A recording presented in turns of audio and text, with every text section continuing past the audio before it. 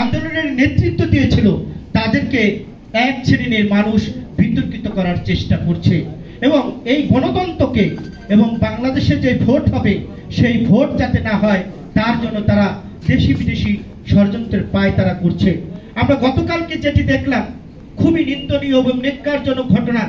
মত এক একজনের এক একটা থাকতে পারে, সেটা আলাদা ব্যাপার, কিন্তু আমরা দেখলাম ভিপি নূরকে কিভাবে সেখানে মারা হয়েছে এবং জাতীয় পার্টির অফিসের সামনে, যেই জাতীয় পার্টি একটি মুনাফিক সংগঠন বাংলাদেশের মানুষের সাথে প্রতারণা করেছে, সেই জাতীয় পার্টির অফিসের সামনে স্লোগান দিচ্ছে এই মুহূর্তে দরকার সেনাবাহিনী সরকার।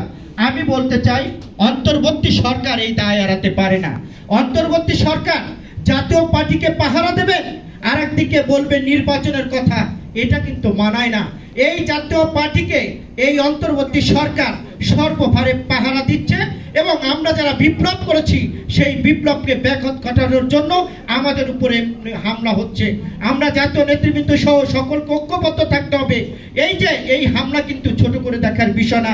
এই হামলা আগামী দিনের যে রাজনীতি, আগামী দিনের যে গণতন্ত্র, আগামী দিনের যে জাতীয় নির্বাচন, সেই নির্বাচনকে বানচাল করার জন্য 111-এর দিকে ঠেলে দিচ্ছে দেশি বিদেশি ষড়যন্ত্রের মধ্য দিয়ে। সকলকে ধন্যবাদ জানিয়ে আমি আমার কথা শেষ করছি। দেখা হবে রাজপথে, কথা হবে স্লোগানে। হয় লাশ না ইতিহাস। আল্লাহ হাফেজ।